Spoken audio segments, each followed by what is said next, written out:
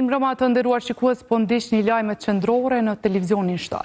Derisa në dhomat e specializuara në Hag pritet vendimi në procesin gjyqësor ndaj ish-krerëve të UÇK-s, në Prishtinë po qëndron ish prokurori i njohur Jeffrey Nice. Në një intervistë për televizionin 7, britaniku që e ndoqi Miloševićin flet mbi ecurinë e gjykimit që po zhvillohet në Hag dhe pritjet rreth këtij procesi tejet me rëndësi për Kosovën. Dita e çlirimit është në prag. E konferenca më e madhe për drejtësinë tranzicionale e gjykatës speciale e solli këtë. Jeffrey Nice, ish prokurori kundër Slobodan Miloševićit në tribunalin e Hagës, mbrëmjen e së martës arriti në Prishtinë, ku edhe u akomodua, për motive që e solli këto u deklarua vetaj në një deklarim për televizionin të 7. Po jam i lumtur që jam këtu për këtë konferencë. Konferenca po shqyrton aspekte të ndryshme të historisë dhe efektin e historisë mbi ngjarjet aktuale, si dhe ngjarjet historike siç duhet historia, mbi ngjarjet historike. E Kosovën ky po e konsideron si shtet shumë fatlum. Kosova shihet ndoshta si një vend që pati fatin të fitonte pavarësinë kur e bëri këtë përmes një sër gabimesh nga Miloševići dhe të tjerë. Dhe ju lehtësisht mund të ishit ende një provincë ose një rajon autonom i Serbisë. Duke folur për zhvillimet aktuale në speciale, spekulimet e serbëve për krerët e UÇK-s po i konsideron si të pabaza. Ku njerëz si Hashim Thaçi e të tjerët akuzoheshin për vrasjen e serbëve për të nxjerrë organet e tyre për t'i shitur në tregun e transplantimit, kushdo duhet të kishte ditur se ato akuza nuk ishin vetëm pa prova, por ishin një pjesë e mekanizmit të luftës. E sipas tij, gjykimi i tyre ka vonuar shumë procedura në zhvillimin e Kosovës, e që është e padrejtë për vendin tonë. Dhe ajo njëllosje ka lejuar që proceset të tjera të vonohen, për shembull hyrja në Këshillin e Evropës ose Kombët e Bashkuara. Jeffrey Nice, një nga prokurorët kryesor që dikur ndoqi Slobodan Miloševićin, ka vlerësuar se dënimi eventual i ish-krerëve të ushtrisë çlirimtare të Kosovës nga dhomat e specializuara të Kosovës në Hag do të ishte një barë jashtëzakonisht e rëndë për vendin. Procesin gjyqësor në Hag ndaj ish-krerëve të luftës e ka komentuar sot edhe ish-kryediplomati Petrit Selimi. Ky tha se UÇK-ja ishte një kryengritje popullore dhe jo ushtri e organizuar si ajo e servisë.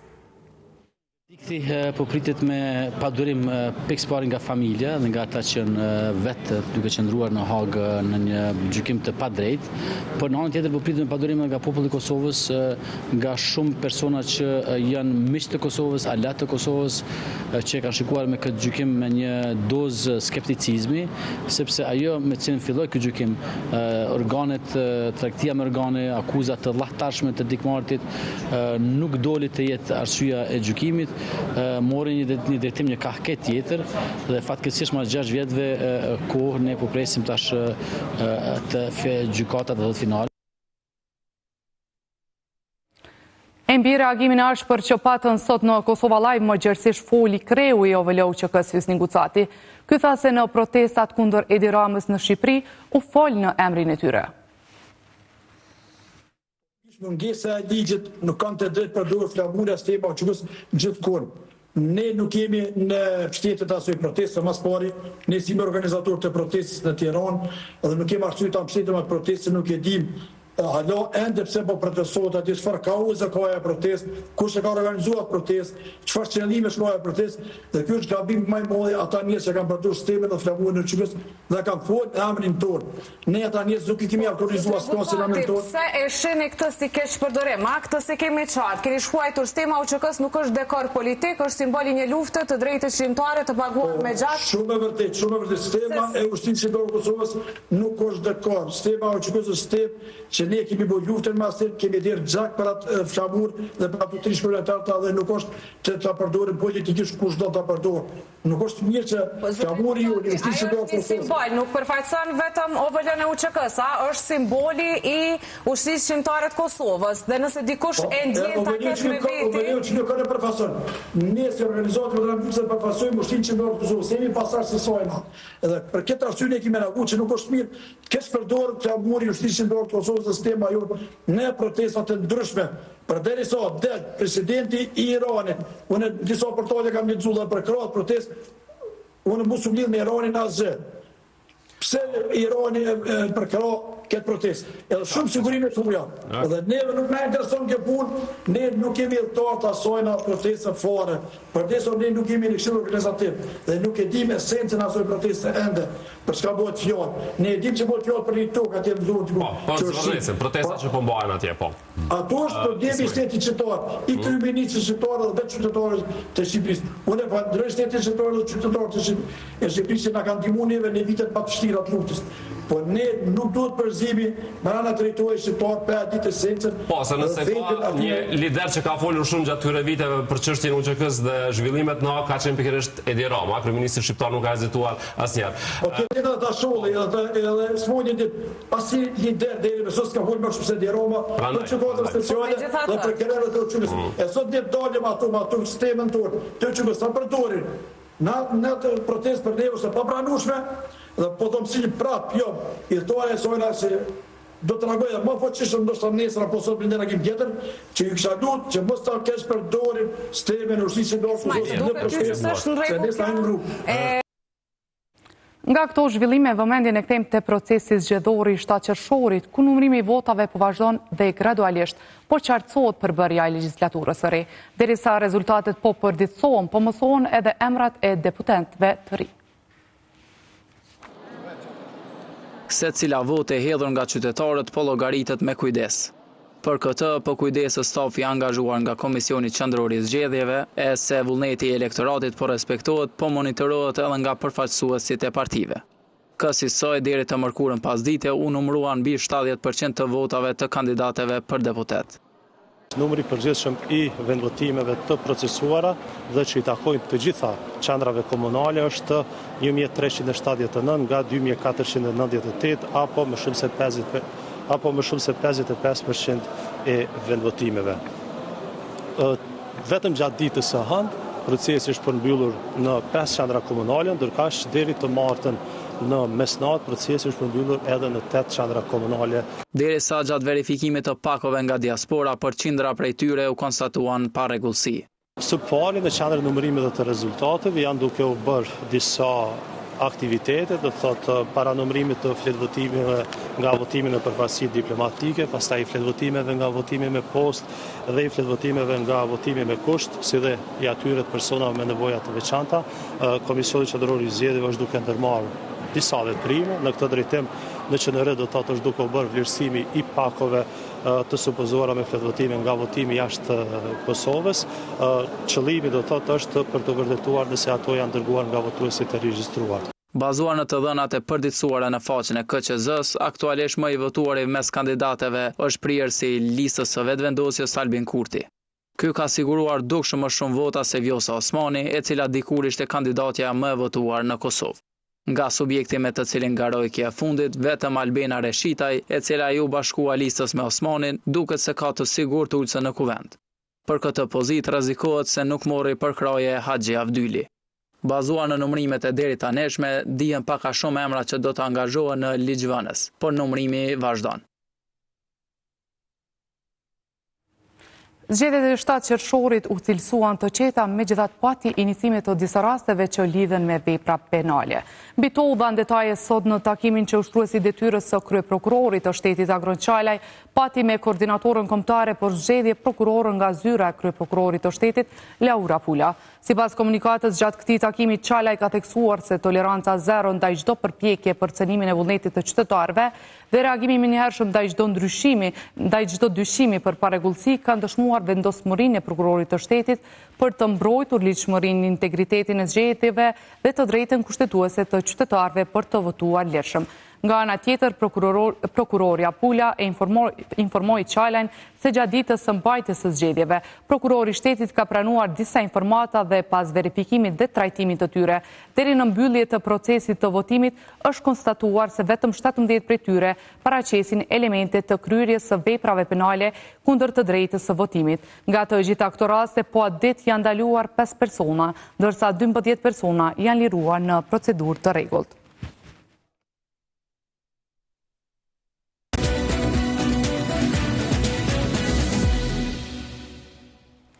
Kryetari i nismës socialdemokrate Fatmir Limaj nuk sheh fitues të zgjedhjeve, madje paralajmëron zgjedhje në dhjetor. Limaj në emisionin frontal tha se ky rezultat është i krizës. Qëtë rezultat, pashante nuk e kemi përfundimin për me realizu, që kërë rezultat le ende në krizë. Unë shë kriza. Nëse vazhdojnë me egot, që kur që kemi po, unë shë zgjedhjen djetor. Nëse vazhdojnë me ego, nëse... Për di që po që ditë... Po, vizore dhe po më vjekeq nëse për ma shkojmë sërësh në zgjedhje. Po, mu po më vjekeq. Po, edhe së më vjen. Po më vjekeq për shtetin e Kosovës. Po së më vjekeq për ty, për mu. Sepse në fund ditës ne e kemi ndorë. Po. Nëse jep besim pa përgjeshme, qënë që atje. A ka një formë që është në mujna me shpëtu zgjedhjeve të reja, me këtë rezultat? Po, vishë du të me kuptu. Në Kosovë du të me bashkëqeverisë. Që mu një 9 muj më kanë kryqu. Ti e din? Po. Më kanë kryqu. Pse po takosh e pse o pahe. Sot është mbledhur Komisioni i Pavarur i Mediave, ku ka shqyrtuar rastet mbi shkeljet ligjore të mediave që janë monitoruar në periudhën e fushatës. Por nga ky takim dolën shqetësime serioze mbi qasjen që anëtarët e këtij institucioni që pretendohet të jetë i pavarur kanë ndaj mediave. Madje në këtë mbledhje televizionet që marrin licencë në KPM janë kërcënuar me mbyllje ose tërheqje të lejes për transmetim. Ndaj këtyre zhvillimeve ka reaguar ashpër juristja medias Flutra Kusari. Sot për herë të parë prej se unë e monitoroj punën e KPM-s, u diskutua për mbylljen e një emisioni informativ përkatësisht të Debat Plus. Nuk u vendos mbyllja e tij, por u tha se nëse përsëritën shkeljet, do të shqyrtohet mundësia e mbylljes së emisionit. Gjatë diskutimit të rasteve, niveli i jo profesionalizmit, i cili sipas bindjes dhe vlerësimit tim është rezultat i ndikimit politik apo anshmërisë politike, ishte alarmues, shkroi Kusari. Një reagim ka ardhur edhe nga drejtori i televizionit të shtat Leonard Kërçuku, i cili mes tjerash ka thënë se është detyrim i partive politike dhe i institucioneve të vendit që t'i largojnë nga Komisioni i Pavarur i Mediave njerëzit që nuk e kuptojnë rolin e mediave në një shoqëri demokratike. Në të kundërtën, ata rrezikojnë t'i shkaktojnë një dëm të pariparueshëm lirisë së mediave, demokracisë dhe vetë Republikës së Kosovës, ka shkruar Kërçuku.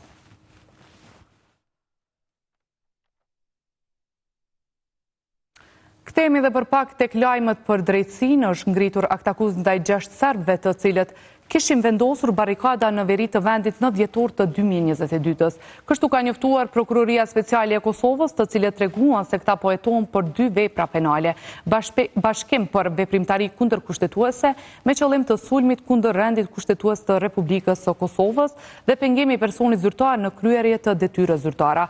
Aktakuza thot se të pandehurit përmes përdorimit të dhunës kishin vendosur barikada duke përdorur mjete të rënda, madje ishin të gatshëm të sulmonin zyrtar policor me mjetet që kishin në dispozicion. Derisa Prokuroria Speciale ka pezulluar hetime ndaj disa personave, në mesin e tyre edhe Milan Radojčićit, në arsyetimin se janë të paarritshëm për organet e ndjekjes.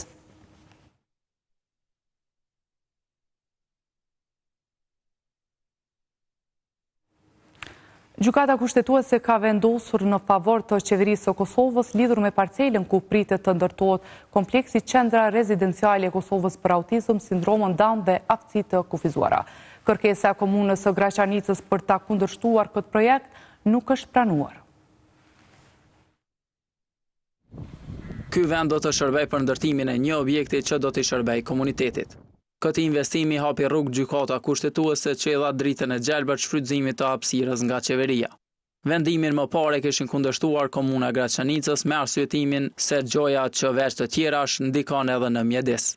Hapësira që tash do t'i kushtohet personave me sindromin Down dhe me autizëm u lejuar të shfrytëzohen nën këtë arsyetim ligjor. Gjykata ka konstatuar se këto çështje nuk janë të drejtë të natyrës absolute dhe përrjedhoj mund të kufizohen në rrethana parashtruese me ligj. Prandaj, gjykata ka konstatuar se parashtruesi i kërkesës, përkatësisht komuna e Graçanicës, nuk ka arritur me argumentu para gjykatës se cila e drejtë është shkelur përkatësisht në rast se ka paksim të hyrave të komunës. Ky vendim po mirëpritet nga avokuesit e të drejtave të këtyre kategorive. Parashihet tjetë për gjithë personat mbi 18 vjeç me aftësi të kufizuara, ku do të ketë edhe qendër ditore, por gjithashtu edhe konvikte për ata që prindrit e kanë të pamundur të kujdesen për moshën madhore të personave me aftësi të kufizuar. Domethënë këtu përfshihen edhe personat me Down syndrom, personat me autizëm, po edhe të personat e tjerë që kanë probleme të ndryshme. Ajo shton se më herët ka pasur qendra të tilla vetëm për personat nën moshën 18 vjet dhe kjo do të jetë një ndihmëse e madhe për prindërit me fëmijët e tyre. Deri tashti gjitha qendrat, gjitha organizatat kanë ofruar më shumë të shërbime për fëmijët që janë me Down syndrom, me autizëm apo edhe me probleme tjera. Kurse tashti edhe të rriturit do e kenë një qendër ditore, po gjithashtu edhe për prindrit që kanë të pamundur, ma nuk e kanë atë forcën edhe atë fuqinë për me u kujdes për fëmijët e tyre që tashti janë veç moshë madhore. Pas këtij vendimi të gjykatës, ky kompleks pritet të ndërtohet nga shoqata humanitare Jetimat e Ballkanit. Ndërkohë, kryetari i sindikatës së sektorit privat Jusuf Azemi ka kërkuar nga qeveria në detyrë të sqarojë se kur do të alokohet shuma prej 100 eurosh e premtuar nga qeveria në detyrë e udhëhequr nga Albin Kurti gjatë fushatës për zgjedhjet e parakohshme të 7 qershorit 2026. Se po ndodh kjo, ndoshta nuk jam shumë i sigurt, por ndoshta mund ndodhë që nuk do t'i ndojnë fare, sepse qëllimi ka qenë, e kemi thonë, para zgjedhjeve dhe tani po e themi, nuk ka qenë qëllimi që ta zbusmi rastet sociale në Kosovë. Qëllimi ka qenë që të përfitoj sa më shumë vota, sepse ky është një element, ky është një dëshmi që kalun zgjedhjet dhe tani nuk jemi duke marrë me këtë çështje. Andaj qëllimisht kom desht që kryeministri dhe ministri financa ti njoftojnë punëtorët të sektorit privat të Kosovës çka po ndodh, pse po vanohen dhe kur do të shpërndahen këto mjet. Unë personalisht nuk preh që të më përgjigjet mua. Këta kanë obligim që të përgjigjet punëtorët të sektorit privat të Kosovës dhe gjithë aty në njerëz që i kanë thirrë për me i votue. Dhe në rregull është ajo, ne nuk do të përzim, por lete ato që e ka premtue, lete ndan mjetet, sepse ne po kemi presion shumë të madh nga punëtorët duke na pyetur se këto kur do të ndodhin. Ne nuk e dim datën, nuk e dim kohën dhe për ata kemi dashur që adresën ta adresojmë aty ku ka vendin dhe mendoj që nuk duhet të neglizhohet kjo. Do të neglizhohet dhe do të sa më shpejt të dilet në opinion dhe këto mjetet që sadopak do të shpërndahen punëtorët sepse kështu ka premtuar. Edicionin e vazhdojmë me një lajm të mirë, një operim i kryer në një nga klinikat e QKUK-s i ktheu dëgjimin një pacientje pas 18 vitësh. Kjo është vetëm njëra nga ndërhyrjet e shumta që po realizohen me sukses. Brenda kësaj klinike u realizua një prej ndërhyrjeve më të rralla. Ekipi kirurgjik në ORL mundësoi rikthimin e dëgjimit të një paciente grua pas 18 vitesh. Ajo kishte bërë trajtim në qendra të ndryshme shëndetësore brenda dhe jashtë vendit, por asnjëherë nuk ishte arritur suksesin e dëshiruar. Operacioni u realizua nga ekipi mjekësor i klinikës së ORL-s nën udhëheqjen e doktor Refki Krasniqit me mbështetjen e ekipit të anesteziologëve të udhëhequr nga doktor Arjan Ademi. Por për mënyrën se si realizohet ky intervenim dhe si po arrihen këto suksese, flet drejtori i klinikës, doktori Arsem Elezaj. Konkretisht vendosa një protezë e cila bën lidhjen e veshit të mbrëmshëm me veshin me kockat e dëgjimit. Quhet si operacion stapedotomi.